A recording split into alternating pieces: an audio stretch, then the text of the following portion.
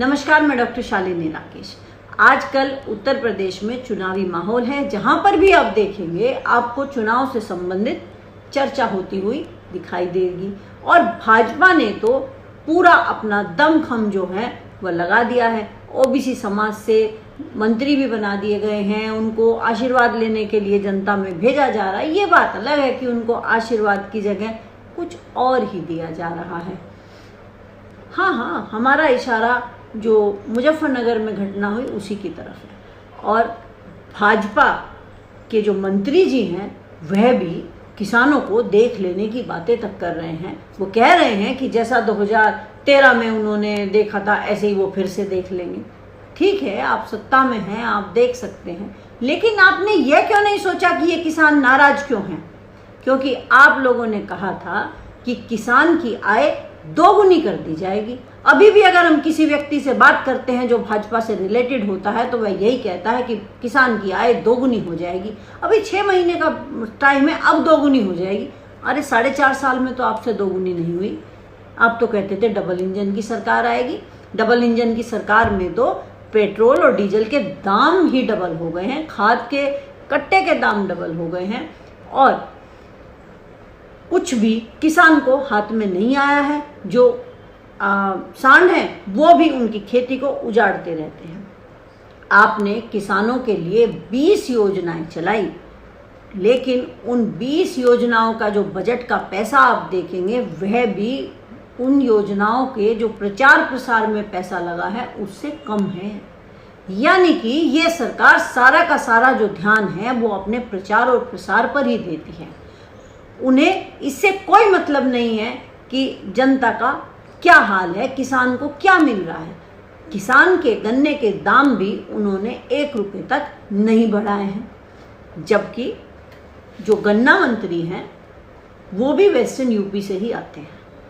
लेकिन किसान पुत्र भी कहते हैं, संजीव बालियान भी किसान पुत्र हैं, सब किसान के लिए बड़ी बड़ी बातें करते हैं और आज तक का एक भी भाषण प्रधानमंत्री का ऐसा नहीं हुआ होगा या मुख्यमंत्री का ऐसा नहीं हुआ होगा जिसमें उन्होंने किसान की बात ना की हो। और इस बार तो उन्होंने हद ही कर दी, उन्होंने तो छोटे किसान देश की शान तक कह दिया है। और उत्तर प्रदेश के अंदर तो जो किसान है, अगर आप उसका औसत देखेंगे तो यहाँ के किसानों पर 1 हेक्टेयर से कम भूमि आती है। यानी कि यहाँ के तो अधिकतर किसान छोटे किसान हैं और जो छोटे किसान देश की शान हैं वह तो रो रहे हैं। आप पूछिए उनके बीच में जा कर के कि उनके जो गन्ने की पेमेंट है क्या वो पेमेंट हो जाती है? आप तो कहते थे 14 दिन के अंदर हो जाएगी, वो कहेंगे कि हमारी गन्ने की पेमेंट अभी तक नहीं हुई है, पिछले साल का भी पैसा रुका हुआ मिला है और उनको कोई ब्याज भी नहीं दिया जाता है क्योंकि सरकार तो पूंजीपतियों की है, सिर्फ पूंजीपतियों के बारे में सोचा जाता है। और अगर हम उन गांवों की तरफ ध्यान दें जिनको सांसदों ने गोद लिया था, वो गांव तो अब तक आदर्श गांव बन जाने चाहिए थे ना, लेकिन आदर्श गांव बनने की बात तो दूर है। प्रधानमंत्री के खुद के जो गांव हैं जो उन्होंने गोद लिए थे उसका भी बुरा हाल है।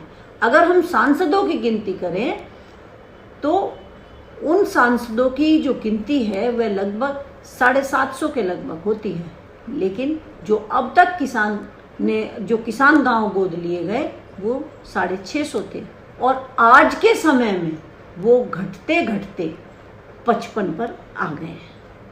यानी कि जो आपने बड़ी बड़ी बातें की वो धरातल पर दिखाई नहीं दी है। बिजली के रेट उत्तर प्रदेश में सबसे ज़्यादा महंगे हैं। क्या बात है कि अदर्स जो राज्य हैं वो बिजली सस्ती देते हैं और उत्तर प्रदेश में जो डबल इंजन की सरकार है वह बिजली भी बहुत महंगी देती है। क्या उसको यहाँ का किसान ज़्यादा संपन्न दिखाई देता है? हरियाणा में बिजली सस्ती है, पंजाब में बिजली सस्ती है, दिल्ली में जो देश की राजधानी है वहाँ पर बिजली सस्ती है, लेकिन उत्तर प्रदेश में सबसे ज़्यादा महंगी बिजली है। और आप बड़े ही डंके की चोट पर कह रहे हैं कि नहीं योगी सरकार दोबारा से आएगी। भाई हमारी तो समझ में नहीं आ रहा है कि योगी सरकार दोबारा से कैसे आएगी। आखिर उन्होंने ऐसा क्या किया है कि योगी सरकार दोबारा से आ जाएगी? और अगर हम स्वच्छ भारत अभियान की ही बात को ले लें तो 2014 में प्रधानमंत्री ने लाल किले से ही स्वच्छ भारत अभियान को चलाया था और उसके बाद वो सीधे तिलक नगर के थाने में गए थे और उन्होंने झाड़ू हाथ में उठा लिया था। और जितने भी सांसद थे, विधायक थे, हर जगह पूरे भारत में वो आपको झाड़ू लगाते हुए दिखाई दे रहे थे। क्या भारत साफ हो गया? नहीं हुआ। भारत में तो आज भी कूड़े के ढेर हैं। लेकिन जितना पैसा स्वच्छ भारत अभियान के प्रचार और प्रसार पे लगाया गया, उससे कम बजट स्वच्छता अभियान का था। और वो स्वच्छता अभियान आपको धरती पर शून्य दिखाई देगा, यानी कि धरातल पर कुछ भी नहीं है। पहले आप लोग महंगाई का शोर मचाया करते थे, लेकिन अब आप सब चुप हैं।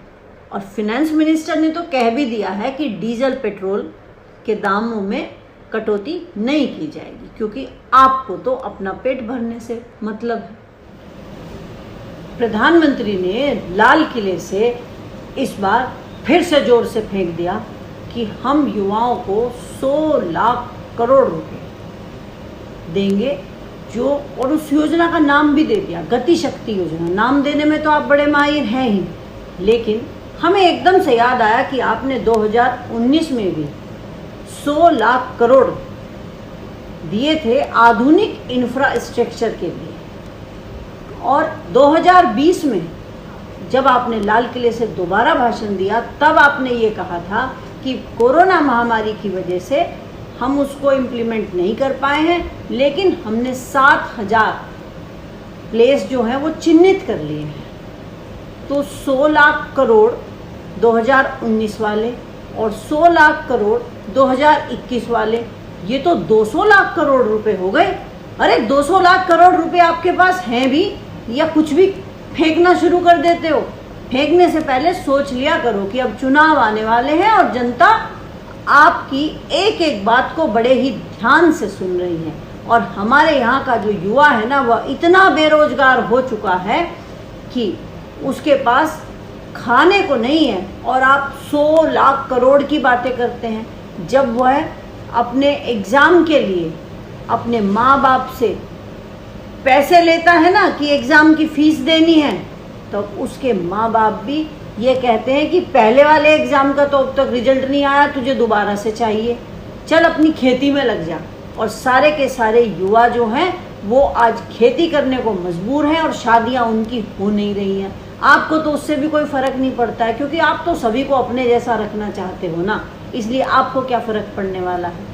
अभी तो पहले वाले ही खर्च नहीं हुए थे, आपने दूसरा बजट भी दे दिया है, क्योंकि आपकी ज़बान बहुत चलती है। आपको धरातल पर तो कुछ करना नहीं होता है, इसलिए आपने तो कह दिया। लेकिन क्या आपके पास 200 लाख करोड़ रुपए हैं भी? होंगे, क्योंकि आप तो सब कुछ बेचने की कतार में लगाए जा रहे हैं। ध्यान रखिएगा, क्योंकि चुनाव भी आने हैं, आपको फिर से विधायक भी खरीदने पड़ेंगे, आपको अपनी सरकार भी बनानी है।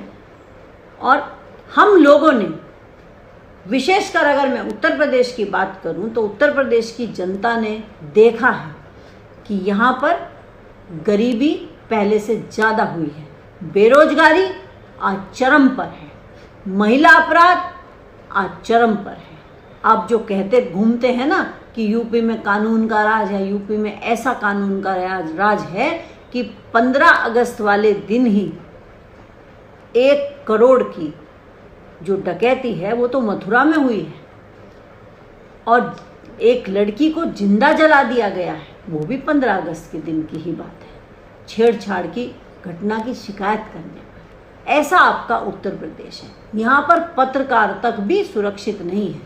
कोई बोले तो उसको जेल में डाल दो, उसको बोलने ही मत दो, ऐसा यहाँ पर चल रहा है। बातें आप बहुत बड़ी बड़ी करते हैं, आपकी बातों का तो कोई समाधान हमारे पास तो है ही नहीं, क्योंकि सिर्फ आपको बातें बनाना आता है, आपको झूठ बोलना आता है, आपको फेंकना आता है, और इसमें तो आप नंबर 1 पर हैं। प्रचार और प्रसार पर तो आपका इतना ध्यान है कि अगर हम वैक्सीनेशन योजना को ही देख लें तो उसमें भी आप कहेंगे कि भारत नंबर 1 है, और उसके जो वैक्सीनेशन अभियान है उस पर आपने इतना पैसा खर्च कर दिया है उसके प्रचार पे कि जितने की तो वैक्सीन भी नहीं आई है, और अभी तक तो सारे लोगों को लगी ही नहीं है। कोरोना में हेल्थ सेक्टर का क्या दुर्दशा थी वो हम लोगों ने देखा है। शिक्षा के क्षेत्र में हम पिछड़े हुए हैं, आप सिर्फ फेंकते रहिए। आपने जो स्वच्छता अभियान शुरू किया था ना 2014 में, आप तो उसे धरातल पर नहीं उतार पाए, लेकिन उत्तर प्रदेश की जनता ने अब मन बना लिया है कि वह स्वच्छता अभियान चलाएगी और इन झूठों को, इन भाजपाइयों को झाड़ू लगा करके सत्ता से बाहर का रास्ता दिखाएगी और दोबारा से अपने उत्तर प्रदेश को उत्तम प्रदेश बनाएंगे। इस खबर को अभी लाइक करें, शेयर करें, अभी चैनल को सब्सक्राइब करें और घंटी जरूर दबाएं।